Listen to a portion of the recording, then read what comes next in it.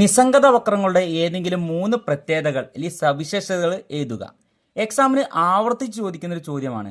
3 മാർക്കിനോ അല്ലെങ്കിൽ 5 മാർക്കിനൊക്കെ ചോദ്യം വരാറുണ്ട്. 8 മാർക്കിന് ഇതുമായി ബന്ധപ്പെട്ട് ബഡ്ജറ്റ് ലൈനും നിസ്സംഗത വക്രം തമ്മിൽ ബന്ധിപ്പിച്ചുകൊണ്ടുള്ളതും നമ്മൾ പഠിക്കാൻ പോകുന്നുണ്ട്.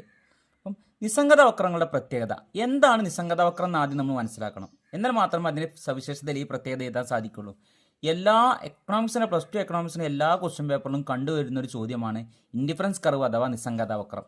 ഒന്നെങ്കിൽ നിസ്സംഗത വക്രം വരയ്ക്കാനായിരിക്കും പറയാം.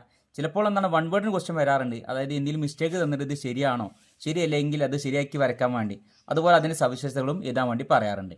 അപ്പം ആദ്യം നിസ്സംഗത വക്രം എന്താണെന്ന് നമ്മൾ മനസ്സിലാക്കണം. എക്സാമിന് ആവർത്തിച്ച് ചോദിക്കുന്ന ഒരു ചോദ്യമാണ്. ഒരു ഉപഭോക്താവിന് തുല്യ സംതൃപ്തി നൽകുന്ന 2 സാധനങ്ങളുടെ വിവിധ അളവുകൾ ചേർന്ന ബിന്ദുക്കൾ യോജിപ്പിച്ച് വരയ്ക്കുന്ന രേഖയെ നിസ്സംഗത വക്രം അഥവാ ഇൻഡിഫറൻസ് കർവ് എന്ന് പറയുന്നു. അപ്പം ഒരു ഉപഭോക്താവ് കടയിൽ പോയി അയാൾ സാധനം വാങ്ങാൻ തീരുമാനിക്കുകയാണ്. അപ്പോൾ അയാളുടെ വരുമാനം വെച്ചിട്ടുള്ള സാധനമായിരിക്കും അയാൾ വാങ്ങാൻ ഉദ്ദേശിക്കുന്നത്. എന്നാൽ അയാൾക്ക് സംതൃപ്തി ലഭിക്കുന്ന അല്ലെങ്കിൽ പരമാവധി സംതൃപ്തി ലഭിക്കുന്ന, നമ്മൾ ബണ്ടിലുകളെ കുറിച്ച് പഠിച്ചിട്ടുണ്ട്, ബഡ്ജറ്റ് ലൈനെ കുറിച്ച് പഠിച്ചിട്ടുണ്ട്. അപ്പം അതുമായി ബന്ധപ്പെട്ടുള്ളതാണ് നമ്മൾ നിസ്സംഗത വക്രത്തെക്കുറിച്ച് പഠിക്കുന്നത്, അല്ലെങ്കിൽ അതിന് ശേഷം പഠിക്കുന്നതാണ്. അപ്പോൾ തുല്യ സംതൃപ്തി നൽകുന്ന 2 ബണ്ടിലുകൾ അല്ലെങ്കിൽ 2 സാധനങ്ങളുടെ വിവിധ അളവുകൾ തമ്മിൽ ബന്ധിപ്പിച്ചുകൊണ്ടൊരു കർവ് വരയ്ക്കുകയാണെങ്കിൽ അതിന് നമ്മൾ എന്തെന്ന് പറയും? നിസ്സംഗത വക്രം അഥവാ ഇൻഡിഫറൻസ് കർവ് എന്ന് പറയും. ഇനി ഇപ്പം നിസ്സംഗത വക്രം എന്താണെന്ന് നിങ്ങൾക്ക് മനസ്സിലായിട്ടുണ്ടായിരിക്കും. തുല്യ സംതൃപ്തി നൽകുന്ന 2 സാധനങ്ങളുടെ വിവിധ അളവുകൾ തമ്മിൽ ബന്ധിപ്പിച്ചുകൊണ്ടൊരു കർവ് വരയ്ക്കുകയാണെങ്കിൽ അതിന് നിസ്സംഗത വക്രം എന്ന് പറയും. ഇനി എക്സാമിന് നിസ്സംഗത വക്രം വരയ്ക്കാനായിരിക്കും ചോദിക്കുക. അപ്പോൾ നമ്മളെന്താണ് ഒരു നിസ്സംഗത വക്രം വരയ്ക്കേണ്ടതായിട്ട് വരും. ഒരു നിസ്സംഗത വക്രം വരയ്ക്കാൻ വേണ്ടി ഞാനിവിടെ എക്സ് ആക്സും വൈ ആക്സും രേഖപ്പെടുത്തി കഴിഞ്ഞു. ഇനി നമ്മളൊരു നിസ്സംഗത വക്രം വരയ്ക്കണം. എങ്ങനെ നിസ്സംഗത വക്രം വരയ്ക്കുക? നമ്മൾ നേരത്തെ പറഞ്ഞ് തുല്യ സംതൃപ്തി നൽകുന്ന 2 ബണ്ടിലുകൾ. ഒരു ഉപഭോക്താവ് കടയിൽ പോയി 2 സാധനങ്ങൾ വാങ്ങുമ്പോൾ അല്ലെങ്കിൽ അയാൾ വാങ്ങാൻ സാധ്യമായിട്ടുള്ള 2 സാധനങ്ങൾ അളവുകൾ തമ്മിൽ ബന്ധിപ്പിച്ച് വരയ്ക്കുകയാണ് തുല്യ സംതൃപ്തി നൽകുന്നത്. ഇപ്പോൾ ഇവിടെ സാധനം 1ൻ്റെ അളവ് താഴെയും കൊടുത്തിട്ടുണ്ട്, സാധനം 2ൻ്റെ അളവ് സൈഡിലും കൊടുത്തിട്ടുണ്ട്. വൈ ആക്സിസിൽ സാധനം 2ൻ്റെ അളവ്, എക്സ് ആക്സിസിൽ സാധനം 1ൻ്റെ അളവ്. ഇപ്പം നമ്മൾ ഒന്നാമത്തെ സാധനം മുഴുവനായിട്ട് വാങ്ങുകയാണെങ്കിൽ 4 യൂണിറ്റ് വരെ വാങ്ങാം. ഒരു എക്സാമ്പിളാണ് തന്നിട്ടുള്ളത്. അല്ലെങ്കിൽ രണ്ടാമത്തെ സാധനം മുഴുവനായിട്ട് വാങ്ങുകയാണെങ്കിൽ 4 യൂണിറ്റ് വരെ വാങ്ങാം. എന്നാൽ ഇവിടെ 4 എന്ന ബണ്ടിലാണെന്നുണ്ടെങ്കിൽ സ്വാഭാവികമായിട്ടും ഉപഭോക്താവ് ഒന്നാമത്തെ സാധനമാണ് മുഴുവനായിട്ട് വാങ്ങുന്നത്. അപ്പോൾ നമ്മളെന്താണ് തുല്യ സംതൃപ്തി നൽകുന്ന 2 ബണ്ടിൽ രേഖപ്പെടുത്താം. ഇപ്പോൾ 1, 3 എന്നൊരു ബണ്ടിലാണ് ഞാൻ സെലക്ട് ചെയ്യുന്നത്. നിങ്ങൾക്ക് ഇഷ്ടമുള്ള ബണ്ടിൽ നിങ്ങൾക്ക് സെലക്ട് ചെയ്യാം. അപ്പം സാധനം 1, 3 എന്നൊരു ബണ്ടിലാണെങ്കിൽ സാധനം 1ൻ്റെ അളവ് 1 യൂണിറ്റ് അല്ലേ, അതുപോലെ സാധനം 2ൻ്റെ അളവ് 3 യൂണിറ്റ്. ഏകദേശം ഇവിടെയായിരിക്കും നമ്മൾ ബണ്ടിൽ രേഖപ്പെടുത്തുക. അതുപോലെ തന്നെ 2, 3, 1 എന്നൊരു ബണ്ടിലാണ് ഞാൻ സെലക്ട് ചെയ്യുന്നത്. അതുപോലെ ഇവിടെ എന്താണ് 1, 3 എന്നൊരു ബണ്ടിൽ, അതേ സംതൃപ്തി നൽകുന്ന മറ്റൊരു ബണ്ടിലാണ് 3, 1. സാധനം 1ൻ്റെ അളവ് 3 യൂണിറ്റും സാധനം 2ൻ്റെ അളവ് 1 യൂണിറ്റുമാണ് തിരഞ്ഞെടുത്തത്. അപ്പം ഇവിടെ തുല്യ സംതൃപ്തി നൽകുന്ന 2 ബണ്ടിലുകൾ, ഒന്നാമത് പറഞ്ഞ് 1, 3 എന്ന ബണ്ടിലും രണ്ടാമത് പറഞ്ഞത് 3, 1 എന്ന ബണ്ടിലും. അപ്പോൾ തുല്യ സംതൃപ്തി നൽകുന്ന 2 ബണ്ടിലുകൾ, ഇവയെ ബന്ധിപ്പിച്ചുകൊണ്ട് ഞാനൊരു കർവ് വരയ്ക്കാൻ പോവാണ്. ഇവയെ ബന്ധിപ്പിച്ചുകൊണ്ട് ഞാനൊരു കർവ് ഇങ്ങനെ വരച്ചു അല്ലേ. അപ്പം ഇവയെ ബന്ധിപ്പിച്ചുകൊണ്ട് ഞാൻ കർവ് വരച്ചു കഴിഞ്ഞു. ഇതിനാണ് നമ്മൾ ഇൻഡിഫറൻസ് കർവ് അഥവാ നിസ്സംഗത വക്രം എന്ന് പറയുന്നത്. തുല്യ സംതൃപ്തി നൽകുന്ന 2 ബണ്ടിലുകൾ തമ്മിൽ ബന്ധിപ്പിച്ചുകൊണ്ട് ഞാനൊരു കർവ് അല്ലെങ്കിൽ വക്രം വരച്ചു. ഇതിനാണ് എന്ത് പറയുക? ഇൻഡിഫറൻസ് കർവ് അഥവാ നിസ്സംഗത വക്രം. അപ്പോൾ നിസ്സംഗത വക്രം വരയ്ക്കൽ എങ്ങനെയാണെന്ന് മനസ്സിലായിട്ടുണ്ടായിരിക്കും. ഇനിയാണ് നമ്മൾ ഇതിൻ്റെ പ്രത്യേകത പഠിക്കാൻ പോകുന്നത്. എക്സാമിന് ആവർത്തിച്ച് ചോദിക്കുന്നൊരു ചോദ്യമാണ് ഇതിൻ്റെ പ്രത്യേകത. ഒന്നാമത്തെ പ്രത്യേകത, വലത്ത് നിന്ന് ഇടത്തോട്ട് ചരിഞ്ഞിറങ്ങുന്ന കർവായിരിക്കും. ഇടത്ത് നിന്ന് വലത്തോട്ട് ചരിഞ്ഞിറങ്ങുന്ന കർവായിരിക്കും. അപ്പം നിസ്സംഗത വക്രത നിങ്ങൾ കണ്ടങ്ങളെ അല്ലേ, വൈ ആക്സിസിൽ നിന്ന് എക്സ് ആക്സിസിലേക്ക് ചരിഞ്ഞിറങ്ങുന്ന കർവാണ്. ഇടത്ത് നിന്ന് വലത്തോട്ട് ചരിഞ്ഞിറങ്ങുന്ന കർവായിരിക്കും. അതാണ് അതിൻ്റെ ഒന്നാമത്തെ പ്രത്യേകത. Downward from left to right, left to right, ഇടത്ത് നിന്ന് വലത്തോട്ട് ചരിഞ്ഞിറങ്ങുന്ന കർവായിരിക്കും. രണ്ടാമത്തെ പ്രത്യേകത, ഈ കർവിൻ്റെ പ്രത്യേകത ഉണ്ടാവും, വളഞ്ഞിരിക്കല ചെയ്യുന്നത് കോൺവെക്സ് ഷേപ്പ് ആയിരിക്കും. എന്താ രണ്ടാമത്തെ പ്രത്യേകത പറഞ്ഞത്? കോൺവെക്സ് ഷേപ്പ് അല്ലേ, ഒരു കോൺവെക്സ് ഷേപ്പ് ആയിരിക്കും രണ്ടാമത്തെ പ്രത്യേകത. അപ്പം നമ്മൾ 2 പ്രത്യേകതകൾ പറഞ്ഞു കഴിഞ്ഞു. ഇനി നമ്മൾ പ്രത്യേകതകൾ പറയുമ്പോൾ നിസ്സംഗത വക്രം മാത്രം പോരാ, നിസ്സംഗത ഭൂപടം കൂടി നമ്മൾ വരയ്ക്കേണ്ടതായിട്ട് വരും. അപ്പം നിസ്സംഗത ഭൂപടം വരച്ചു കഴിഞ്ഞാൽ മാത്രമേ ബാക്കിയുള്ള പ്രത്യേകത നമുക്ക് പറയാൻ സാധിക്കുള്ളൂ. കാരണം നിസ്സംഗത ഭൂപടം എന്ന് പറഞ്ഞു കഴിഞ്ഞാൽ ഒന്നിലധികം നിസ്സംഗത വക്രങ്ങൾ കൂടി ചേർന്നിട്ടുള്ളതിനാണ് നമ്മൾ എന്തെന്ന് പറയാം? നിസ്സംഗത ഭൂപടം എന്ന് പറയുന്നത്. അപ്പോൾ ഞാനിതിന് മുകളിലേക്ക് 2 കൂടി വരയ്ക്കുന്നുണ്ട്. അപ്പം ഇതിന് IC1 എന്നും ഇതിനെ IC2 എന്നും ഇതിനെ IC3 എന്നും കൊടുക്കാം. അപ്പം നമ്മൾ 3 നിസ്സംഗത വക്രങ്ങൾ വരച്ചു കഴിഞ്ഞു. അപ്പം ഇതിനെ നമ്മൾ നിസ്സംഗത ഭൂപടം എന്ന് പറയും. ഇനി മൂന്നാമത്തെ പ്രത്യേകത, നിസ്സംഗത വക്രങ്ങൾ ഒരിക്കലും പരസ്പരം കൂട്ടിമുട്ടുകയില്ല, അല്ലെ? Never intersect each other.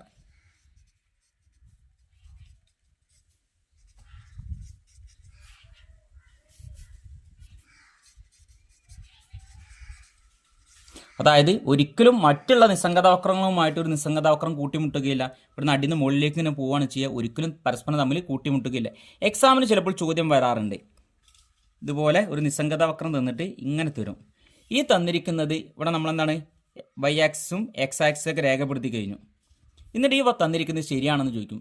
ശരിയാണെങ്കിൽ എന്താ അതിൻ്റെ സവിശേഷതകൾ, തെറ്റാണെന്നുണ്ടെങ്കിൽ അത് മാറ്റി വരച്ചിട്ട് അതിൻ്റെ സവിശേഷത എഴുതാൻ വേണ്ടി പറയും. അപ്പോൾ മൂന്നാമത്തെ പ്രത്യേകത നമ്മൾ എന്താണ് പറഞ്ഞത്, ഇത് തെറ്റാണ്. കാരണം എന്താണ്, ഒരിക്കലും നിസ്സംഗത വക്രങ്ങൾ പരസ്പരം കൂട്ടിമുട്ടുകയില്ല.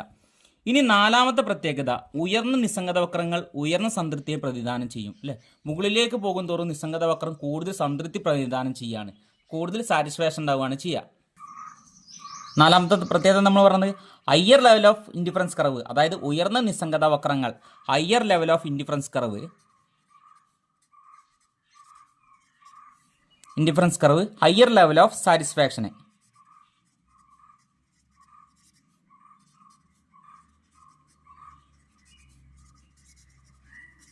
ഉയർന്ന തലത്തിലുള്ള നിസ്സംഗത വക്രങ്ങൾ ഉയർന്ന സംതൃപ്തിയെ പ്രതിദാനം ചെയ്യും. ഇപ്പോൾ ഇവിടുന്ന് താഴ്ന്ന് മുകളിലേക്ക് പോകും തോറും സംതൃപ്തി കൂടുകയാണ് ചെയ്യുക. കാരണം ഇവിടെ നമ്മൾ കാണിച്ചിരിക്കുന്നത് 3-1 എന്ന ബണ്ടിലും ഇവിടെ 1-3 എന്ന ബണ്ടിലാണ്. എന്നാൽ രണ്ടാമത്തെ നമ്മൾ നോക്കുകയാണെങ്കിൽ സ്വാഭാവികമായിട്ടും 3-2 ഇവിടെ എന്തായി മാറും, അതുപോലെ 3-2 എന്ന ബണ്ടിലായിരിക്കും ഉണ്ടാവുക, അല്ലേ? അപ്പോൾ മുകളിലേക്ക് പോകും തോറും അളവ് കൂടുകയാണ് ചെയ്യുക. അപ്പം എന്താണ്, മുകളിലേക്ക് പോകും തോറും ഉയർന്ന നിസ്സംഗത വക്രങ്ങൾ ഉയർന്ന സംതൃപ്തിയെ പ്രതിദാനം ചെയ്യുന്നു. എക്സാമിന് 3 ചോദിച്ചിട്ടുള്ളത്, 3 സവിശേഷതയാണ് ചോദിച്ചിട്ടുള്ളത്. ഇവിടെ നമ്മൾ 4 സവിശേഷത പഠിച്ചിട്ടുണ്ട്. കാരണം ഇങ്ങനത്തെ ഒരു നിസ്സംഗത വക്രത്തിൻ്റെ ചിത്രം അല്ലെങ്കിൽ എന്താ ഇൻഡിഫറൻസ് കർവിൻ്റെ ചിത്രം ഓർമ്മ വരികയാണെങ്കിൽ എന്തായാലും പ്രത്യേകത നിങ്ങൾക്ക് എഴുതാവുന്നതാണ്. Downward from left to right, അല്ലേ? ഇടത്ത് നിന്ന് വലത്തോട്ട് ചെരിഞ്ഞിറങ്ങുന്ന കർവായിരിക്കും.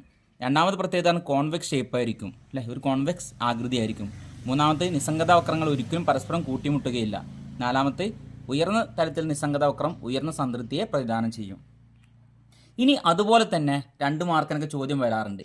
ഇവിടെ നിസ്സംഗത വക്രത്തിന് ഇവിടെ 3 പോയിന്റുകൾ ചിലപ്പം തരും. ഇവിടെ ഒരു പോയിന്റ്, ഇവിടെ ഒരു പോയിന്റ്, ചിലപ്പോൾ എന്താണ് മുകളിലൊരു പോയിന്റ്, അല്ലേ? ഇവിടെ 3 പോയിന്റുകൾ തരും. എന്താണ് ഇതിനെ സൂചിപ്പിക്കുന്നത്? അപ്പോൾ നമ്മൾ IC2 IC3 നമ്മൾ പരിഗണിക്കേണ്ട, ഇവിടെ IC1 മാത്രമേ ഉള്ളൂ എന്ന് വിചാരിച്ചാൽ മതി. അപ്പോൾ ഈ 3 പോയിന്റ് തന്നു കഴിഞ്ഞാൽ എന്താണ് ഇവിടെ പ്രത്യേകത എന്ന് ചോദിക്കും. അപ്പം ഇവിടെ 3 പ്രത്യേകത നിങ്ങൾ എഴുതണമെന്നുണ്ടെങ്കിൽ ആദ്യം നിസ്സംഗത വക്രം എന്താണെന്ന് നിങ്ങൾക്ക് എല്ലാവർക്കും മനസ്സിലായിട്ടില്ലേ? ഇനി ഇതിൻ്റെ പ്രത്യേകത എഴുതുമ്പോൾ നിങ്ങൾ ശ്രദ്ധിക്കേണ്ട കാര്യം, ഇവിടെ 3 പോയിന്റുകൾ തന്നിട്ടുള്ളത്. ഇവിടെ നിങ്ങൾ ഒന്നാമത്തെ സാധനം മുഴുവനായിട്ട് വാങ്ങുകയാണെങ്കിൽ 4 യൂണിറ്റും രണ്ടാമത്തെ സാധനമാണ് മുഴുവനായിട്ട് വാങ്ങുന്നതെങ്കിൽ 4 യൂണിറ്റ് വാങ്ങാൻ വേണ്ടി സാധിക്കും. അപ്പം നമ്മുടെ കയ്യിലുള്ള വരുമാനം മുഴുവനായിട്ട് ഉപയോഗിച്ച് നമുക്ക് വാങ്ങാൻ സാധ്യമായിട്ടുള്ള 2 ബണ്ടിലുകളാണ് രേഖപ്പെടുത്തിയിരിക്കുന്നത്. 3-1 1-3 എന്ന 2 ബണ്ടിലാണ് രേഖപ്പെടുത്തിയത്. ഇവ തമ്മിൽ ബന്ധിപ്പിച്ചാണ് നമ്മളൊരു കർവ് വരച്ചത്. അപ്പം ഈ 2 ബണ്ടിൽ വരുമാനം മുഴുവനായിട്ട് ഉപയോഗിക്കുന്നുണ്ട്. അപ്പോൾ ഇതിന് താഴെയുള്ള ഏതൊരു ബണ്ടിലെന്ന് പറഞ്ഞു കഴിഞ്ഞാൽ വരുമാനം മുഴുവനായിട്ട് ഉപയോഗിക്കുന്നില്ല. കാരണം ഈ ഒരു ബണ്ടിൽ വാങ്ങിക്കഴിഞ്ഞാലും ഈ ഒരു അളവ് വാങ്ങിക്കഴിഞ്ഞാലും ബാക്കി നമ്മളെ കയ്യിൽ എന്തുണ്ട്, ബാക്കി വരുമാനമുണ്ട്. അതുകൊണ്ട് ഇതിനെ നമ്മൾ താല്പര്യം കുറഞ്ഞ ബണ്ടിൽ അല്ലെങ്കിൽ മേന്മ കുറഞ്ഞ ബണ്ടിൽ എന്ന് പറയും. മേന്മ കുറഞ്ഞ ബണ്ടിൽ അല്ലെങ്കിൽ മേന്മ കുറഞ്ഞ സാധനത്തിന് അളവ്. ഇനി രണ്ടാമത് കാണിച്ചിരിക്കുന്നത് നിസ്സംഗത വക്രത്തിൻ്റെ പോയിന്റിലാണ് കാണിച്ചിരിക്കുന്നത്, അല്ലേ? അതായത് ഈ ഒരു പോയിന്റ് ആണെന്ന് വിചാരിക്കുക, അല്ലെങ്കിൽ ഇവിടെ ഒരു പോയിന്റ് ആണെന്ന് വിചാരിക്കുക. ഇവിടെ ആണെന്നുണ്ടെങ്കിൽ എന്താണ് മുഴുവനായിട്ട് ഉപയോഗിക്കുന്നില്ല. കാരണം എന്താണ്, ഉള്ളിലേക്ക് വളഞ്ഞിരിക്കുകയാണ്. അപ്പോൾ ഈ ബണ്ടിൽ കറക്റ്റ് രേഖ വരയ്ക്കണം. നമ്മൾ ഒരു ബഡ്ജറ്റ് ലൈൻ വരയ്ക്കുകയാണെങ്കിൽ ഈ 2 ബണ്ടിലെ നമ്മൾ ബന്ധിപ്പിച്ചിട്ടുണ്ട് ഒരു രേഖ വരയ്ക്കുകയാണ്. അപ്പോൾ ഇനി രണ്ടാമത് പറഞ്ഞത് അല്ലെങ്കിൽ 2-2 എന്നൊരു ബണ്ടിലാണെന്നുണ്ടെങ്കിൽ എന്ത് ചെയ്യാവുന്നതാണ്, സാധനം ഇതുപോലെ വാങ്ങാവുന്നതാണ്. ഇനി നമ്മൾ മനസ്സിലാക്കേണ്ടത് രണ്ടാമത് നിസ്സംഗത വക്രത്തിലുള്ള ബണ്ടിലാണെന്നുണ്ടെങ്കിൽ അതിനെ നമ്മൾ എന്തെന്ന് പറയും, കാര്യക്ഷമമായ ബണ്ടിൽ എന്ന് പറയും. അതായത് നമുക്ക് വാങ്ങാൻ സാധ്യമായ ബണ്ടിലാണ്. കാരണം നമ്മളിത് വാങ്ങിക്കഴിഞ്ഞാൽ നമ്മളെ കയ്യിൽ പിന്നെ എന്തുണ്ടാവില്ല, വരുമാനം ബാക്കി ഉണ്ടാവില്ല. അതായത് നമ്മളിത് ഈ അളവ്, അതായത് നമ്മളെ വരുമാനം മുഴുവനായിട്ട് ഉപയോഗിച്ചുള്ള ഒരു ബണ്ടിൽ വാങ്ങുകയാണെങ്കിൽ പിന്നെ നമ്മളെ കയ്യിൽ പൈസ ബാക്കിയുണ്ടോ, ഇല്ല. അതായത് വരുമാനം മുഴുവനായിട്ട് ഉപയോഗിച്ച് നമ്മൾ വാങ്ങാൻ സാധ്യമായിട്ടുള്ള ബണ്ടിനെ നമ്മൾ കാര്യക്ഷമമായ ബണ്ടിൽ എന്ന് പറയും. മൂന്നാമത്തത് മേന്മ കൂടിയ ബണ്ടിൽ. അതായത് നിസ്സംഗത വക്രത്തിന് പുറത്തുള്ള ബണ്ടിൽ ഒരിക്കലും നമ്മൾ വാങ്ങാൻ കഴിയില്ല. കാരണം അത് വാങ്ങാൻ താല്പര്യം ഉണ്ടാവും നമുക്ക്. മേന്മ കൂടിയ ബണ്ടിൽ. അപ്പോൾ നിസ്സംഗത വക്രത്തിന് പുറത്തുള്ളത് നമുക്ക് താല്പര്യം ഉണ്ടാവും വാങ്ങാൻ, പക്ഷെ അത് നമുക്ക് ഒരിക്കലും വാങ്ങാൻ സാധ്യമല്ല. എന്നാൽ നിസ്സംഗത വക്രത്തിന് താഴെയുള്ളതാണെങ്കിലോ മിനിമം കുറഞ്ഞതാണ്, അത് വാങ്ങിക്കഴിഞ്ഞാൽ നമ്മുടെ കയ്യിൽ വരുമാനമുണ്ട്. എന്നാൽ നിസ്സംഗത വക്രത്തിലുള്ള ബണ്ടിലാണ് വാങ്ങുന്നതെങ്കിൽ, അതായത് നമ്മുടെ വരുമാനം മുഴുവനായിട്ട് ഉപയോഗിച്ച് നമ്മൾ വാങ്ങുന്ന രണ്ട് അളവുകളാണെങ്കിൽ അതിന് നമ്മൾ എന്തെന്ന് പറയാം, കാര്യക്ഷമമായ ബണ്ടിൽ, അതായത് നമ്മുടെ വരുമാനം മുഴുവനായിട്ട് ഉപയോഗിച്ച് നമ്മൾ വാങ്ങുന്നതാണ്. അപ്പം എന്താണ് നിസ്സംഗത വക്രം എന്നും എന്താണ് നിസ്സംഗത വക്രം എങ്ങനെ വരയ്ക്കലെന്നും അതിൻ്റെ സവിശേഷതകൾ എന്താണെന്നും അതിൻ്റെ എടുത്ത് 3 പോയിന്റുകൾ തന്നു കഴിഞ്ഞാൽ അതിൻ്റെ പ്രത്യേകത എന്താണെന്ന് നമ്മൾ പഠിച്ചു കഴിഞ്ഞു. എല്ലാവർക്കും മനസ്സിലായിട്ടുണ്ടാവുമെന്ന് വിചാരിക്കുന്നു. എക്സാമിന് എന്തായാലും ഈ ക്വസ്റ്റ്യൻ നിങ്ങൾക്ക് പ്രതീക്ഷിക്കാവുന്നതാണ്. വിവിധ തരം സമ്പദ് വ്യവസ്ഥകൾ ഏതെല്ലാം? എക്സാമിന് ആവർത്തിച്ച് ചോദിക്കുന്ന ഒരു ചോദ്യമാണ്. വൺ വേർഡ് ഒരു ചോദ്യം വരാറുണ്ട്, ഇന്ത്യൻ സമ്പദ് വ്യവസ്ഥ ഏത് തരം സമ്പദ് വ്യവസ്ഥയാണെന്ന്, അല്ലെങ്കിൽ എന്താണ് അമേരിക്കൻ സമ്പദ് വ്യവസ്ഥ, അല്ലെങ്കിൽ ചൈനീസ് സമ്പദ് വ്യവസ്ഥ ഏത് തരം സമ്പദ് വ്യവസ്ഥയാണെന്ന്, അല്ലെങ്കിൽ ഏതെങ്കിലും ഒരു സമ്പദ് വ്യവസ്ഥ തന്നിട്ട് അതിനൊരു 4 എക്സാമ്പിൾ തന്നിട്ട് അതിൽ ഏത് രാജ്യത്തിൻ്റെ സമ്പദ് വ്യവസ്ഥയാണ് അതുമായി മാച്ച് ഉള്ളതെന്നൊക്കെ നമ്മൾ കണ്ടെത്താൻ വേണ്ടി വരാറുണ്ട്. അപ്പോൾ ലോകത്ത് പ്രധാനമായിട്ട് 3 തരത്തിലുള്ള സമ്പദ് വ്യവസ്ഥകളുണ്ട്. ഒന്നാമത്തെ സോഷ്യലിസ്റ്റ് സമ്പദ് വ്യവസ്ഥ, അല്ലെ, സോഷ്യലിസ്റ്റ് എക്കോണമി അല്ലെങ്കിൽ കേന്ദ്രീകൃതമായി ആസൂത്രണം ചെയ്ത സമ്പദ് വ്യവസ്ഥ അല്ലെങ്കിൽ സെൻട്രലി പ്ലാനഡ് എക്കോണമി എന്ന് പറയും. രണ്ടാമത് കമ്പോള സമ്പദ് വ്യവസ്ഥ, മാർക്കറ്റ് എക്കോണമി അല്ലെങ്കിൽ ക്യാപിറ്റലിസ്റ്റ് എക്കോണമി, മുതലാളിത്ത സമ്പദ് വ്യവസ്ഥ എന്ന് പറയും. മൂന്നാമത്തെ മിശ്ര സമ്പദ് വ്യവസ്ഥ അഥവാ മിക്സർ എക്കോണമി. അപ്പം എന്താണ് ഈ 3 സമ്പദ് വ്യവസ്ഥയുടെ പ്രത്യേകത നമ്മൾ ആദ്യം മനസ്സിലാക്കണം. എക്സാമിന് ആവർത്തിച്ച് ചോദിക്കുന്ന ഒരു ചോദ്യമാണ്, 5 മാർക്കിനൊക്കെ കൂടുതലായിട്ട് കണ്ടുവരാറുണ്ട്. ഒന്നാമത് സോഷ്യലിസ്റ്റ് സമ്പദ് വ്യവസ്ഥ അല്ലെങ്കിൽ സെൻട്രലി പ്ലാനഡ് എക്കോണമി അല്ലെങ്കിൽ കേന്ദ്രീകൃതമായി ആസൂത്രണം ചെയ്ത സമ്പദ് വ്യവസ്ഥ എന്ന് പറയാറുണ്ട്. ഒരു രാജ്യത്തിൻ്റെ ഉൽപാദനോപാധികളെല്ലാം ഗവൺമെന്റിന്റെ ഉടമസ്ഥതയിലും നിയന്ത്രണത്തിലുമുള്ള ഒരു സമ്പദ് വ്യവസ്ഥയാണ് സോഷ്യലിസ്റ്റ് സമ്പദ് വ്യവസ്ഥ എന്ന് പറയുന്നത്. അതായത് ഒരു രാജ്യത്തിന്റെ എല്ലാ കേന്ദ്രീകൃതമായിട്ടുള്ള പ്രശ്നങ്ങളും, എന്ത് ഉൽപ്പാദിപ്പിക്കണം, എങ്ങനെ ഉൽപ്പാദിപ്പിക്കണം, ആർക്ക് വേണ്ടി ഉൽപ്പാദിപ്പിക്കണം, എങ്ങനെയുള്ള എല്ലാ കാര്യങ്ങളും തീരുമാനിക്കുന്ന ആരായിരിക്കും? ഗവൺമെന്റ് ആയിരിക്കും. അങ്ങനെയുള്ള സമ്പദ് വ്യവസ്ഥയാണ് നമ്മൾ എന്തെന്ന് പറയാം? സോഷ്യലിസ്റ്റ് സമ്പദ് വ്യവസ്ഥ എന്ന് പറയുന്നത്. പൊതുവെ ഗവൺമെന്റ് ജനങ്ങൾക്ക് ഉപകാരമുള്ള കാര്യങ്ങൾ മാത്രമേ ചെയ്യാറുള്ളൂ, അല്ലെ? അവിടെ സ്വകാര്യ മേഖലയ്ക്ക് യാതൊരുവിധ പങ്കുമില്ല. ഒരു രാജ്യത്ത് എല്ലാ കാര്യങ്ങളും തീരുമാനിക്കുന്നത്, എല്ലാ സ്ഥാപനങ്ങളും നിയന്ത്രിക്കുന്നത്, അല്ലെ, ഒരു രാജ്യത്തിൻ്റെ ഉൽപ്പാദനം അല്ലെങ്കിൽ വിതരണം, ഇങ്ങനെയുള്ള എല്ലാ കാര്യങ്ങളും തീരുമാനിക്കുന്ന ആര് തന്നെ ആയിരിക്കും? ഗവൺമെന്റ് തന്നെ ആയിരിക്കും. അങ്ങനെയാണെങ്കിൽ ഇങ്ങനെയുള്ള സമ്പദ് വ്യവസ്ഥയെ നമ്മൾ സോഷ്യലിസ്റ്റ് സമ്പദ് വ്യവസ്ഥ എന്ന് പറയും. കേന്ദ്രീകൃതമായി ആസൂത്രണം ചെയ്ത സമ്പദ് വ്യവസ്ഥയിൽ അഥവാ സോഷ്യൽ സമ്പദ് വ്യവസ്ഥയിൽ കേന്ദ്ര പ്രശ്നങ്ങൾക്ക് പരിഹാരം കാണുന്നത്, അതായത് കേന്ദ്ര പ്രശ്നങ്ങൾ എന്ന് പറഞ്ഞാൽ ഏതൊക്കെയാണ്? എന്തുൽപ്പാദിപ്പിക്കണം, എങ്ങനെ ഉൽപ്പാദിപ്പിക്കണം, ആർക്ക് വേണ്ടി ഉൽപ്പാദിപ്പിക്കണം, ഒരു സമ്പദ് വ്യവസ്ഥയുടെ പ്രധാനമായിട്ടുള്ള പ്രശ്നങ്ങൾ, അല്ലേ? ഈ പ്രശ്നങ്ങൾക്ക് പരിഹാരം കാണുന്ന ആരാണ്? പ്ലാനിംഗ് അതോറിറ്റിയാണ്. അതായത് ഗവൺമെന്റ് എല്ലാ കാര്യങ്ങളും പ്ലാനിങ്ങിലൂടെയാണ് കാര്യങ്ങൾ തീരുമാനിക്കുക. സമൂഹത്തിന് പൊതുവായി ഗുണകരമെന്ന് തോന്നുന്ന സാധനങ്ങൾക്കും സേവനങ്ങൾക്കുമാണ് ഗവൺമെന്റ് മുൻഗണന നൽകുക. അത് ജനങ്ങൾക്ക് വേണ്ടി അല്ലെങ്കിൽ ജനങ്ങളുടെ ക്ഷേമത്തിന് വേണ്ടിയായിരിക്കും ഗവൺമെന്റ് എപ്പോഴും പ്രാധാന്യം കൊടുക്കുക. അതുകൊണ്ട് ഒരുവിധം അല്ലെങ്കിൽ ഒരു രാജ്യത്തിന്റെ എല്ലാ മേഖലയും നിയന്ത്രിക്കുന്ന ആരായിരിക്കും? ആ രാജ്യത്തിന്റെ ഗവൺമെന്റ് തന്നെയായിരിക്കും. ഗവൺമെന്റിനായിരിക്കും അവിടെ കൂടുതൽ പ്രാധാന്യം ഉണ്ടാവുക. സ്വകാര്യ മേഖലയ്ക്ക് യാതൊരുവിധ പ്രാധാന്യം ഉണ്ടാവില്ല. എല്ലാ സ്ഥാപനങ്ങളും നടത്തുന്ന ആര് തന്നെയായിരിക്കും? ഗവൺമെന്റ് തന്നെയായിരിക്കും. എന്തുൽപ്പാദിപ്പിക്കണം, എങ്ങനെ ഉൽപ്പാദിപ്പിക്കണം, ആർക്ക് വേണ്ടി ഉൽപ്പാദിപ്പിക്കണം എന്നിങ്ങനെ കേന്ദ്രീകൃതമായിട്ടുള്ള പ്രശ്നങ്ങൾക്ക് പരിഹാരം കാണുന്നത് ഗവൺമെന്റ് ആസൂത്രണത്തിലൂടെയാണ്. എന്തൊരു കാര്യം കൊണ്ടുവരുമ്പോൾ അല്ലെങ്കിൽ ഒരു പുതിയ പദ്ധതി കൊണ്ടുവരുമ്പോൾ അതിനെക്കുറിച്ച് നല്ല പ്ലാനിങ് നടത്തി അല്ലെങ്കിൽ അതിനെക്കുറിച്ച് നല്ല പഠിച്ചിട്ട് മാത്രമേ ഈ സാധനങ്ങൾ കൊണ്ടുവരുള്ളൂ. അപ്പം ഇങ്ങനെയുള്ള കാര്യങ്ങൾ അല്ലെങ്കിൽ ഇങ്ങനെയുള്ള സമ്പദ് വ്യവസ്ഥയാണ് നമ്മൾ എന്തെന്ന് പറയാം? സോഷ്യലിസ്റ്റ് സമ്പദ് വ്യവസ്ഥ എന്ന് പറയുന്നത്. സോഷ്യലിസ്റ്റ് സമ്പദ് വ്യവസ്ഥയിൽ ആർക്കാണ് പ്രാധാന്യമുള്ളത്? ഗവൺമെന്റിനാണ്. അല്ലെങ്കിൽ എന്താണ്? പ്ലാനിംഗ് അതോറിറ്റിക്ക് അല്ലെങ്കിൽ ഗവൺമെന്റിനാണ് കൂടുതലായിട്ട് പ്രാധാന്യമുള്ളത്. അപ്പം ഇങ്ങനെയുള്ള സമ്പദ് വ്യവസ്ഥയ്ക്ക് ഒരു ഉദാഹരണം ചോദിച്ചു കഴിഞ്ഞാൽ ആരായിരിക്കും ഇത്? നമുക്ക് ചൈന എഴുതാവുന്നതാണ്. ഇന്നത്തെ കാലത്ത് നോക്കുകയാണെങ്കിൽ ചൈന മുഴുവനായിട്ട് സോഷ്യലിസ്റ്റ് കൺട്രി അല്ല, എങ്കിലും നമുക്ക് എന്താണ് എഴുതേണ്ടത്? എക്സാമിന് ചോദ്യം വരുന്നത് കൊണ്ട് സോഷ്യലിസ്റ്റ് സമ്പദ് വ്യവസ്ഥയ്ക്ക് ഉദാഹരണം ഏതാണെന്ന് ചോദിച്ചു കഴിഞ്ഞാൽ നിങ്ങൾ ആരെയാണ് എഴുതേണ്ടത്? ചൈനയാണ് എഴുതേണ്ടത്. രണ്ടാമത്തത് കമ്പോള സമ്പദ് വ്യവസ്ഥ അല്ലെങ്കിൽ മുതലാളിത്ത സമ്പദ് വ്യവസ്ഥ എന്ന് പറയും. മാർക്കറ്റ് എക്കോണമി അല്ലെങ്കിൽ ക്യാപിറ്റലിസ്റ്റ് എക്കോണമി. ഉൽപാദനോപാധികളെല്ലാം സ്വകാര്യ വ്യക്തികളുടെ ഉടമസ്ഥതയിലും നിയന്ത്രണത്തിലുമുള്ള ഒരു സമ്പദ് വ്യവസ്ഥയാണ്. ഒരു രാജ്യത്തിൻ്റെ ഉൽപാദനം, വിതരണം ഇങ്ങനെയുള്ള എല്ലാ കാര്യങ്ങളും തീരുമാനമെടുക്കുന്ന ആരായിരിക്കും? മുതലാളിമാരായിരിക്കും, അല്ലെങ്കിൽ സ്വകാര്യ മേഖലയായിരിക്കും, അല്ലെങ്കിൽ മുതലാളിത്തമായിരിക്കും. കേന്ദ്ര പ്രശ്നങ്ങൾക്ക് പരിഹാരം കാണുന്നത് നമ്മൾ നേരത്തെ പറഞ്ഞ പോലെ കേന്ദ്ര പ്രശ്നം എന്ന് പറഞ്ഞു കഴിഞ്ഞാൽ ഒരു സമ്പദ് വ്യവസ്ഥയുടെ പ്രധാനമായിട്ടുള്ള പ്രശ്നങ്ങൾ എന്തുൽപ്പാദിപ്പിക്കണം, എങ്ങനെ ഉൽപ്പാദിപ്പിക്കണം, ആർക്ക് വേണ്ടി ഉൽപ്പാദിപ്പിക്കണം, ഇങ്ങനെയുള്ള എല്ലാ പ്രശ്നങ്ങൾക്കും പരിഹാരം കാണുന്ന ആരായിരിക്കും? സ്വകാര്യ മേഖല. അവരെന്താണ് ചെയ്യുന്നത്? കമ്പോള സംവിധാനത്തിലൂടെയാണ് ഇതിനെല്ലാം പരിഹാരം കാണുന്നത്. അപ്പം ഒരു രാജ്യത്തിൻ്റെ സമ്പദ് വ്യവസ്ഥ മുഴുവനായിട്ട് ആരുടെ നിയന്ത്രണത്തിലായിരിക്കും? സ്വകാര്യ മേഖലയുടെ നിയന്ത്രണത്തിലായിരിക്കും. ഇങ്ങനെയുള്ള സമ്പദ് വ്യവസ്ഥയാണ് നമ്മൾ മുതലാളിത്ത സമ്പദ് വ്യവസ്ഥ അല്ലെങ്കിൽ കമ്പോള സമ്പദ് വ്യവസ്ഥ എന്ന് പറയുന്നത്. ഒരു രാജ്യത്തിൻ്റെ അല്ലെ അവിടെ എന്താണ് ഗവൺമെൻറ്റിന് യാതൊരുവിധ പങ്കുണ്ടാവില്ല, ഗവൺമെൻറ്റിന് യാതൊരുവിധ നിയന്ത്രണം ഉണ്ടാവില്ല. ഒരു രാജ്യത്തിൻ്റെ അടിസ്ഥാനപരമായിട്ട് ജനങ്ങൾക്ക് എന്താ വേണ്ടെന്നൊക്കെ കാര്യങ്ങളൊക്കെ തീരുമാനിക്കുന്ന ആരായിരിക്കും? സ്വകാര്യ മേഖലയായിരിക്കും. ആ രാജ്യത്തിൻ്റെ ജനങ്ങൾക്ക് ആവശ്യമുള്ള സാധനം ഉൽപ്പാദിപ്പിക്കുകയും വിതരണം ചെയ്യുകയും ഇങ്ങനെയുള്ള എല്ലാ കാര്യങ്ങളും നോക്കുന്ന ആരായിരിക്കും? സ്വകാര്യ മേഖല അല്ലെങ്കിൽ മുതലാളിത്തമായിരിക്കും.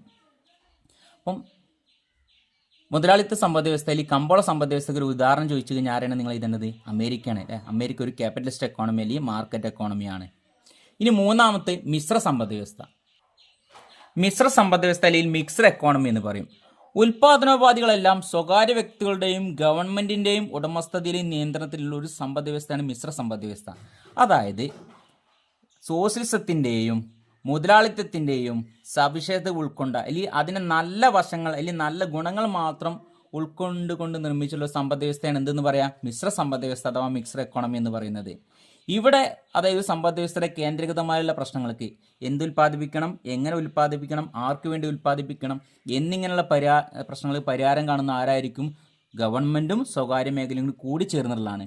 സോഷ്യലിസത്തിൻ്റെയും മുതലാളിത്തത്തിൻ്റെയും സവിശേഷതകൾ കൂടിച്ചേർന്ന സമ്പദ് വ്യവസ്ഥയാണ് മിശ്ര സമ്പദ് വ്യവസ്ഥ എന്ന് പറയുന്നത്. അതായത് ഒരു രാജ്യത്തിൻ്റെ പ്രധാനമായിട്ടുള്ള വ്യവസായ സ്ഥാപനങ്ങൾ അല്ലെങ്കിൽ എന്താണ് ഉയർന്ന രീതിയിലുള്ള വ്യവസായങ്ങളും മറ്റൊക്കെ ആരുടെ നിയന്ത്രണത്തിലായിരിക്കും? ഗവൺമെൻറ് നിയന്ത്രണത്തിലായിരിക്കും. ഇതിൽ ബാക്കിയുള്ള വ്യവസായങ്ങളും വലിയ സ്ഥാപനങ്ങളും ആർക്ക് വിട്ടുകൊടുക്കും? സ്വകാര്യ മേഖലയ്ക്ക്. എന്നാൽ പോലും ഗവൺമെൻറ്റിൻ്റെ നിയന്ത്രണം ആരടുത്തുണ്ടായിരിക്കും? ഈ സ്ഥാപനങ്ങളുടെ മേലുള്ള ഈ സ്ഥാപനങ്ങളിലെ എല്ലാ ഒരു നിയന്ത്രണം ആരുടെ കയ്യിലായിരിക്കും? ഗവൺമെൻറ്റിൻ്റെ കയ്യിലായിരിക്കും. അത് വിചാരിച്ച് മുഴുവനായിട്ട് ഗവൺമെൻറ് നിയന്ത്രിക്കാനില്ല എന്ന് പറഞ്ഞത്. ഇന്ത്യയിൽ ഇരിക്കുന്ന വലിയൊരു സ്റ്റീൽ കോംപ്ലക്സുകൾ, റെയിൽവേ, KCB അല്ലെ, ശുദ്ധജല വിതരണം ഇങ്ങനെയുള്ള കാര്യങ്ങളൊക്കെ നിയന്ത്രിക്കുന്ന ആരായിരിക്കും? ഗവൺമെൻറ് ആയിരിക്കും. എന്നാൽ പെട്രോൾ പമ്പ്, മറ്റ് സ്ഥാപനങ്ങൾ, ചെറിയ ചെറിയ സ്ഥാപനങ്ങൾ ഇതൊക്കെ ആരുടെ നിയന്ത്രണത്തിലായിരിക്കും? സ്വകാര്യ മേഖല നിയന്ത്രണത്തിലായിരിക്കും. അപ്പോൾ സ്വകാര്യ മേഖലയും ഗവൺമെൻറ്റും ഒന്നിച്ച് പ്രവർത്തിക്കുന്ന ഒരു സമ്പദ് വ്യവസ്ഥയാണ് നമ്മൾ മിശ്ര സമ്പദ് വ്യവസ്ഥ എന്ന് പറയുന്നത്. രണ്ടിൻ്റെയും മുതലാളിത്തത്തിൻ്റെയും സോഷ്യലിസത്തിൻ്റെയും ഗുണങ്ങൾ മാത്രം ഉൾക്കൊണ്ട് നിർമ്മിച്ചുള്ള സമ്പദ് വ്യവസ്ഥയാണ് മിശ്ര സമ്പദ് വ്യവസ്ഥ അഥവാ മിക്സ്ഡ് എക്കോണമി എന്ന് പറയുന്നത്. അപ്പോൾ നിങ്ങൾ ചോദിക്കും, ഇന്ത്യ ഏത് തരം സമ്പദ് വ്യവസ്ഥയ്ക്ക് ഉദാഹരണമാണെന്ന്? ഇന്ത്യ ഒരു മിശ്ര സമ്പദ് വ്യവസ്ഥയാണ് അഥവാ മിക്സ്ഡ് എക്കോണമിയാണ്. എക്സാമിന് ആവർത്തിച്ച് ചോദിക്കുന്ന ഒരു ചോദ്യമാണ്. 1 വേർഡിലും വരാൻ സാധ്യതയുണ്ട്, അല്ലെങ്കിൽ 4 മാർക്കിന് 5 മാർക്കിനൊക്കെ ക്വസ്റ്റ്യൻ നിങ്ങൾക്ക് പ്രതീക്ഷിക്കാവുന്നതാണ്. പണം കൈവശം സൂക്ഷിക്കുന്നതിലുള്ള ജനങ്ങളുടെ ആഗ്രഹത്തെ പൊതുവെ 3 പ്രേരകമായി തരംതിരിച്ചിരിക്കുന്നു. അവ ഏതെല്ലാം? ജനങ്ങൾ പൈസ കൈവശം സൂക്ഷിക്കാൻ അല്ലെങ്കിൽ കയ്യിൽ വെക്കാൻ വേണ്ടി ആഗ്രഹിക്കാറുണ്ട്. അത് പ്രധാനമായിട്ട് 3 കാരണങ്ങളുണ്ട്, അല്ലെങ്കിൽ 3 പ്രേരകങ്ങളുണ്ട്, 3 താല്പര്യങ്ങളുണ്ട്. അത് ഏതൊക്കെയാണെന്നാണ് ചോദിച്ചിട്ടുള്ളത്. എക്സാമിന് 5 മാർക്കിനൊക്കെ കൂടുതലായിട്ട് കണ്ടുവരാറുള്ള ക്വസ്റ്റ്യൻ ആണ്. 1 കൈമാറ്റ പ്രേരകം, ട്രാൻസാക്ഷണൽ മോട്ടീവ്. 2 മുൻകരുതൽ പ്രേരകം, പ്രിക്കോഷണറി മോട്ടീവ്. 3 ഊഹക്കച്ചവട പ്രേരകം, അതായത് ഊഹക്കച്ചവടം ചെയ്യാൻ വേണ്ടി. ഈ 3 ആവശ്യങ്ങൾക്ക് വേണ്ടിയാണ് പ്രധാനമായിട്ടും ജനങ്ങൾ പൈസ കൈവശം സൂക്ഷിക്കുന്നതിൽ കയ്യിൽ വെക്കുന്നത്. അപ്പം എന്താണ് ഇവ ഓരോന്നിൻ്റെ പ്രത്യേകത നമ്മൾ മനസ്സിലാക്കണം. എക്സാമിന് ആവർത്തിച്ച് ചോദിക്കുന്ന ഒരു ചോദ്യമാണ്. 1 കൈമാറ്റ പ്രേരകം അഥവാ ട്രാൻസാക്ഷണൽ മോട്ടീവ്. ദൈനംദിന ഇടപാടുകൾ, ദിവസേനയുള്ള ഇടപാടുകൾ നടത്തുന്നതിനു വേണ്ടി ജനങ്ങൾ പണം കൈവശം വെക്കുന്നതിന് ആണ് നമ്മൾ കൈമാറ്റ പ്രേരകം എന്ന് പറയുന്നത്. അതായത് ദിവസേന നമുക്ക് സാധനങ്ങളും സേവനങ്ങളും വാങ്ങേണ്ടതായിട്ട് വരും. അപ്പം ഇങ്ങനെയുള്ള ആവശ്യങ്ങൾക്ക് വേണ്ടി എന്തായാലും നമ്മൾ കയ്യിൽ പൈസ വെക്കേണ്ടി വരും. ഇതിനാണ് നമ്മൾ എന്തെന്ന് പറയുക? കൈമാറ്റ പ്രേരകം എന്ന് പറയുന്നത്. അതായത് ദിവസേന സാധനങ്ങളും സേവനങ്ങളും വാങ്ങുന്നതിന് വേണ്ടി ജനങ്ങൾ പണം കൈവശം സൂക്ഷിക്കുന്നതിനാണ് കൈമാറ്റ പ്രേരകം എന്ന് പറയുന്നത്. ഇപ്പം നിങ്ങളൊക്കെ എപ്പോഴും കീശയിൽ പൈസ വെക്കാൻ വേണ്ടി അല്ലെങ്കിൽ പേസിൽ പൈസ വെക്കാൻ വേണ്ടി ആഗ്രഹിക്കാറുണ്ട്. എന്തിനു വേണ്ടിയാണ്? ദിവസേനയുള്ള ഇടപാടുകൾ നടക്കാൻ വേണ്ടി, ദിവസേന നമുക്ക് യാത്ര ചെയ്യാൻ വേണ്ടി, വീട്ടിലേക്ക് ആവശ്യമുള്ള സാധനങ്ങൾ വാങ്ങാൻ വേണ്ടി, നമുക്ക് ആവശ്യമുള്ള സാധനങ്ങൾ വാങ്ങാൻ വേണ്ടി എപ്പോഴും നമ്മൾ കയ്യിൽ പണം സൂക്ഷിക്കാറുണ്ട്. ഇതിനാണ് നമ്മൾ എന്ത് പറയുക? കൈമാറ്റ പ്രേരകം അഥവാ ട്രാൻസാക്ഷണൽ മോട്ടീവ് എന്ന് പറയുന്നത്. അപ്പം ദിവസേനയുള്ള ഇടപാടുകൾക്ക് വേണ്ടി മനുഷ്യൻ കയ്യിൽ അല്ലെങ്കിൽ ജനങ്ങൾ കയ്യിൽ പണം സൂക്ഷിക്കുന്നതിനാണ് നമ്മൾ എന്തെന്ന് പറയുക? കൈമാറ്റ പ്രേരകം. അല്ലാതെ ഇതിനു വേണ്ടി നമ്മൾ എപ്പോഴും ആഗ്രഹിക്കാറുണ്ട്, അല്ലെങ്കിൽ പൈസ കൈവശം സൂക്ഷിക്കാൻ വേണ്ടി ആഗ്രഹിക്കാറുണ്ട്. 2 മുൻകരുതൽ പ്രേരകം അഥവാ പ്രിക്കോഷണറി മോട്ടീവ്. മുൻകരുതൽ പ്രേരകം എന്ന് പറഞ്ഞാൽ ഭാവിയിലെ ആവശ്യങ്ങൾ മുൻകൂട്ടി കണ്ടുകൊണ്ട് ജനങ്ങൾ കയ്യിൽ പണം സൂക്ഷിക്കുന്നതിനെയാണ് മുൻകരുതൽ പ്രേരകം എന്ന് പറയുന്നത്. അതായത് നാളേക്കുള്ള ആവശ്യം അല്ലെങ്കിൽ കുറച്ച് ദിവസം കഴിഞ്ഞുള്ള ആവശ്യങ്ങൾക്ക് വേണ്ടി നമ്മൾ ബാങ്കിലും മറ്റും പൈസ കൊണ്ടുപോയിട്ടില്ല. പകരം എന്താണ്, നമ്മൾ വീട്ടിൽ എടുത്തേക്കുക അല്ലെങ്കിൽ കൈ സൂക്ഷിക്കുകയും ചെയ്യാറുണ്ട്. ഇതിനാണ് മുൻകരുതൽ പ്രേരകം എന്ന് പറയുന്നത്. ഇപ്പോൾ പ്രായമായിട്ടുള്ള ആൾക്കാരുടെ വീടുകൾ അല്ലെങ്കിൽ വൃദ്ധരായിട്ടുള്ള ആൾക്കാരുടെ വീടുകളിൽ അല്ലെങ്കിൽ ചെറിയ കുട്ടികളുടെ വീടുകളിൽ എപ്പോഴും രക്ഷിതാക്കൾ കയ്യിൽ പണം സൂക്ഷിക്കാറുണ്ട്, അല്ലെങ്കിൽ വീട്ടിലുള്ള ആൾക്കാർ കയ്യിൽ പണം സൂക്ഷിക്കാറുണ്ട്. കാരണം എന്താണ്, ഏത് സമയത്തും ഹോസ്പിറ്റൽ കേസും മറ്റൊക്കെ ഉണ്ടാവാറുണ്ട്. അപ്പം ഇത് മുൻകൂട്ടി കണ്ടുകൊണ്ട് എപ്പോഴും കയ്യിൽ പണം സൂക്ഷിക്കാറുണ്ട്. ഇതിനെ നമ്മൾ മുൻകരുതൽ പ്രേരകം എന്ന് പറയുന്നത്. ഭാവിയിലെ ആവശ്യങ്ങൾ മുൻകൂട്ടി കണ്ടുകൊണ്ട് അല്ലെങ്കിൽ ഏത് സമയത്ത് ഹോസ്പിറ്റൽ കേസോ അല്ലെങ്കിൽ മറ്റെന്തെങ്കിലും ആവശ്യങ്ങൾക്ക് വേണ്ടിയോ, ഇപ്പം ഈ കല്യാണമൊക്കെ നടക്കാനുള്ള വീടുകളിലൊക്കെ എന്താണ് രക്ഷിതാക്കൾ പണം കൈവശം വെക്കാറുണ്ട്. കാരണം എന്താണ്, ഇതൊക്കെ മുൻകൂട്ടി കണ്ടുകൊണ്ട് അല്ലെങ്കിൽ ഏത് സമയത്തും പൈസക്ക് ആവശ്യം വരും. അപ്പം അത് മുൻകൂട്ടി കണ്ടുകൊണ്ട് കയ്യിൽ പണം സൂക്ഷിക്കാൻ വേണ്ടി ആഗ്രഹിക്കുകയാണ്. ഇതിനാണ് നമ്മൾ എന്തെന്ന് പറയുക? മുൻകരുതൽ പ്രേരകം അഥവാ പ്രിക്കോഷണറി മോട്ടീവ് എന്ന് പറയുന്നത്. 3 ഊഹക്കച്ചവട പ്രേരകം അഥവാ സ്പെക്കുലേറ്റീവ് മോട്ടീവ്. ഊഹക്കച്ചവടം ചെയ്യാൻ വേണ്ടി. എന്താ ഊഹക്കച്ചവടം എന്ന് പറഞ്ഞാൽ, ഭാവിയിൽ ചില വസ്തുക്കളുടെ മൂല്യം വർദ്ധിക്കുമെന്ന് കരുതി അവ വാങ്ങാൻ വേണ്ടി ആഗ്രഹിക്കും. അപ്പം ഇവിടെ മൂല്യം വർദ്ധിക്കുമെന്ന് കരുതിയിട്ട് ഇത് വാങ്ങുകയും മൂല്യം കുറയുമെന്ന് കണ്ടു കഴിഞ്ഞാൽ ഇവ വിൽക്കുകയും ചെയ്യുന്നതിനാണ് നമ്മൾ ഊഹക്കച്ചവടം എന്ന് പറയുന്നത്. ഭൂമി, സ്വർണം, ഷെയറുകൾ, കടപ്പത്രങ്ങൾ, ബോണ്ടുകൾ തുടങ്ങിയ ആസ്തികളുടെ രൂപത്തിൽ ജനങ്ങൾ തങ്ങളുടെ സ്വത്ത് കൈവശം വയ്ക്കുന്നു. ഭാവിയിൽ ഇത്തരം ആസ്തികളുടെ വില ഉയരുമെന്ന് അവർ പ്രതീക്ഷിക്കുന്നു. ആസ്തികളുടെ വില കുറയുമ്പോൾ ഇവ വാങ്ങുന്നതിന് വേണ്ടി ജനങ്ങൾ തങ്ങളുടെ വരുമാനത്തിന് ഒരു ഭാഗം കൈവശം വയ്ക്കുന്നു. വില കൂടുമ്പോൾ ഇവ വിൽക്കുകയും വില കുറയുമ്പോൾ ഇവ വാങ്ങുകയും ചെയ്യുന്നതിനാണ് ഊഹക്കച്ചവടം പ്രേരകം എന്ന് പറയുന്നത്. ഊഹക്കച്ചവടം ചെയ്യാൻ വേണ്ടി ജനങ്ങൾ എപ്പോഴും പണം കൈവശം സൂക്ഷിക്കാറുണ്ട്. ഇപ്പം നമ്മുടെ നാട്ടിൽ ഒരുപാട് ആൾക്കാർ ഷെയർ മാർക്കറ്റിലൊക്കെ ഇൻവെസ്റ്റ് ചെയ്യാറുണ്ട് അല്ലെ. ഷെയറുകൾ, ബോണ്ടുകൾ, സെക്യൂരിറ്റികൾ ഇവയൊക്കെ വാങ്ങാൻ വേണ്ടി, അല്ലെങ്കിൽ ഏതെങ്കിലും ഇവർ വിചാരിക്കുന്ന ഏതെങ്കിലും വസ്തുവിൻ്റെ മൂല്യം അല്ലെങ്കിൽ വാല്യൂ കൂടുമെന്ന് കരുതിയിട്ട് ഇത് വാങ്ങാൻ വേണ്ടി എപ്പോഴും കയ്യിൽ പണം സൂക്ഷിക്കും. ഇവിടെ മൂല്യം കൂടുമെന്ന് കണ്ടു കഴിഞ്ഞാൽ ഇത് വാങ്ങുകയും കുറയുമെന്ന് കണ്ടു കഴിഞ്ഞാൽ ഇവ വിൽക്കുകയും ചെയ്യും. അപ്പം ഇതിനു വേണ്ടി ഇങ്ങനെയുള്ള ബിസിനസ് ചെയ്യാൻ വേണ്ടി ആഗ്രഹത്തോടു കൂടി ജനങ്ങൾ എപ്പോഴും പണം കയ്യിൽ സൂക്ഷിക്കാറുണ്ട്. ഇതിനാണ് നമ്മൾ ഊഹക്കച്ചവട പ്രേരകം അഥവാ സ്പെക്കുലേറ്റീവ് മോട്ടീവ് എന്ന് പറയുന്നത്. എക്സാമിന് 5 മാർക്കിന് കൂടുതൽ കണ്ടുവരാറുള്ള ചോദ്യമാണിത് അല്ലേ. ജനങ്ങൾ പണം കൈവശം സൂക്ഷിക്കുകയാണ് പ്രധാനമായിട്ട് ആഗ്രഹിക്കാറുണ്ട്. അത് പ്രധാനമായിട്ടും 3 താല്പര്യത്തോടു കൂടിയാണ്. 1 കൈമാറ്റ പ്രേരകം അഥവാ ട്രാൻസാക്ഷണൽ മോട്ടീവ്, 2 മുൻകരുതൽ പ്രേരകം അഥവാ പ്രിക്കോഷണറി മോട്ടീവ്, 3 ഊഹക്കച്ചവട പ്രേരകം അഥവാ സ്പെക്കുലേറ്റീവ് മോട്ടീവ്. പണപ്രദാനം നിയന്ത്രിക്കാൻ RBI സ്വീകരിക്കുന്ന പണനയ ഉപാധികൾ ഏതെല്ലാം? ഒരു സമ്പദ് വ്യവസ്ഥയിൽ പണത്തിൻ്റെ അളവ് കൂടുകയോ കുറയുകയോ ചെയ്തു കഴിഞ്ഞാൽ അത് നിയന്ത്രിക്കാൻ വേണ്ടി ആര് ഇടപെടും? RBI സമ്പദ് വ്യവസ്ഥയിൽ ഇടപെടും. അപ്പം അതിനുവേണ്ടി അവർ ചില കാര്യങ്ങൾ നടത്താറുണ്ട്, ചില പോളിസികൾ, ചില നയങ്ങൾ സ്വീകരിക്കാറുണ്ട്. അത് ഏതൊക്കെയാണെന്നാണ് ചോദിച്ചിട്ടുള്ളത്. എക്സാമിന് കൂടുതലായിട്ടും കണ്ടുവരാറുള്ള ചോദ്യമാണ്. 5 മാർക്കിനോ അല്ലെങ്കിൽ 8 മാർക്കിനോ കണ്ടുവരാറുണ്ട്. 2 വർഷം മുന്നേ 8 മാർക്കിന് ചോദ്യം വന്നിട്ടുണ്ടായിരുന്നു. ഒരു സമ്പദ് വ്യവസ്ഥയിൽ പണത്തിൻ്റെ അളവ് നിയന്ത്രിക്കാൻ വേണ്ടി, അത് ഇൻഫ്ലേഷൻ ഉണ്ടാകുന്ന സമയത്ത്, പണപ്പെരുപ്പുണ്ടാകുന്ന സമയത്ത്, ഡിഫ്ലേഷൻ ഉണ്ടാകുന്ന സമയത്ത്, ചുരുക്കം ഉണ്ടാകുന്ന സമയത്ത് സമ്പദ് വ്യവസ്ഥയിൽ പണത്തിന് അളവ് കൂടുകയോ കുറയുകയോ ചെയ്ത് കഴിഞ്ഞാൽ അവിടെ ആര് ഇടപെടും? RBI ഇടപെടും. എന്നിട്ട് പണത്തിൻ്റെ അളവ് നിയന്ത്രിക്കാൻ വേണ്ടി ആര് ശ്രമിക്കും? RBI ശ്രമിക്കാറുണ്ട്. അപ്പം അത് എങ്ങനെയാണെന്നാണ് ഇവിടെ ചോദിച്ചിട്ടുള്ളത്. പ്രധാനമായിട്ട് 3 രീതിയിൽ കൂടെയാണ് ആര് ഇടപെടുക? Reserve bank ഇടപെടുക. ഒന്നാമത് കരുതൽ ധനാനുപാതം, റിസർവ് റേഷ്യോസ്. 2 പരസ്യ വിപണി പ്രവർത്തനം, ഓപ്പൺ മാർക്കറ്റ് ഓപ്പറേഷൻസ്. 3 റിപ്പോ റേറ്റും റിവേഴ്സ് റിപ്പോ റേറ്റും.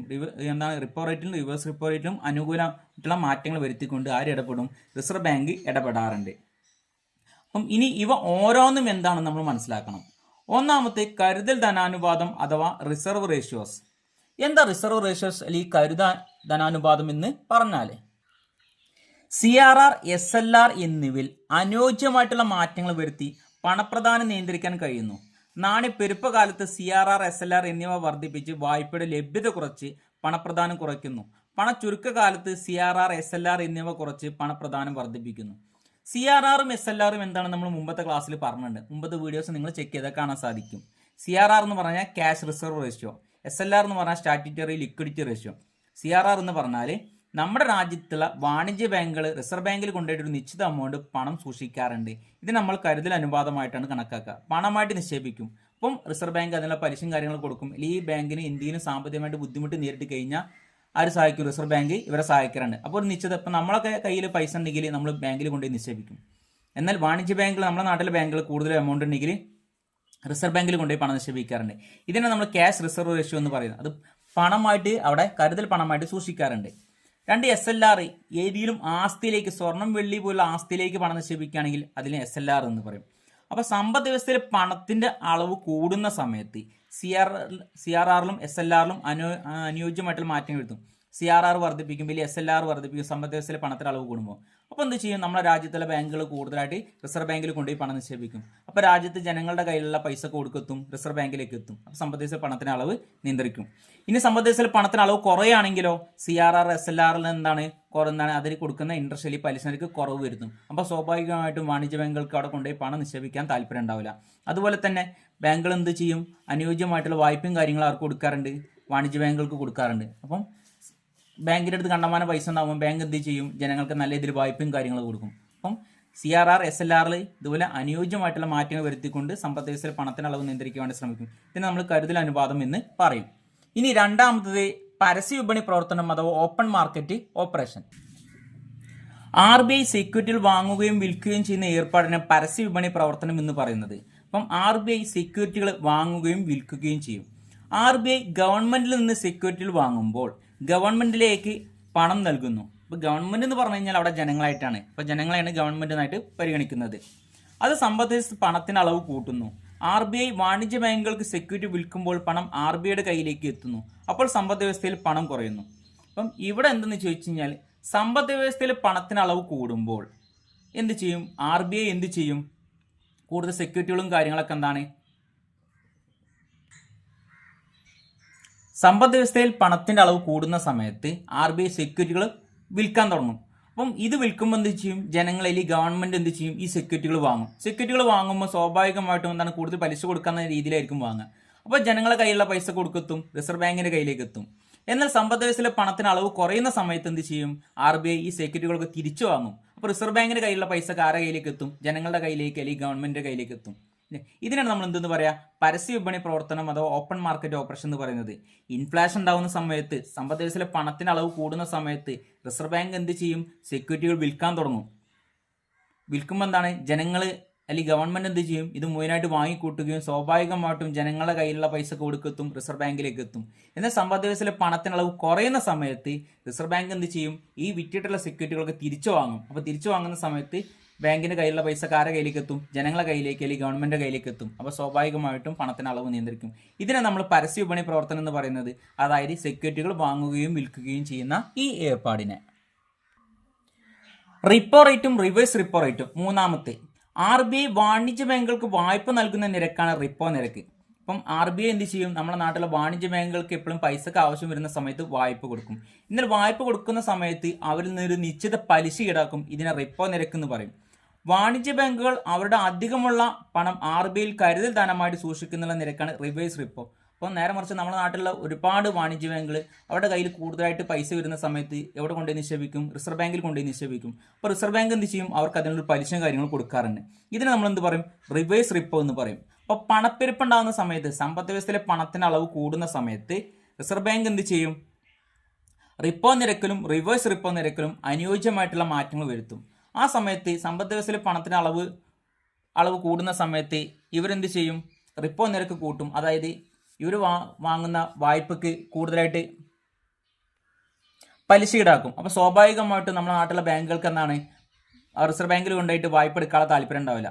എന്നാൽ എന്താണ്? അതുപോലെ തന്നെ ഇവരിൽ നിന്നാണ് കൂടുതലായിട്ട് പലിശ ഈടാക്കിയിട്ടുണ്ടാവും. അപ്പോൾ എന്തായാലും സ്വാഭാവികമായിട്ട് തിരിച്ചടക്കുമ്പോൾ നല്ല പലിശ കൊടുക്കേണ്ടതായിട്ട് വരും.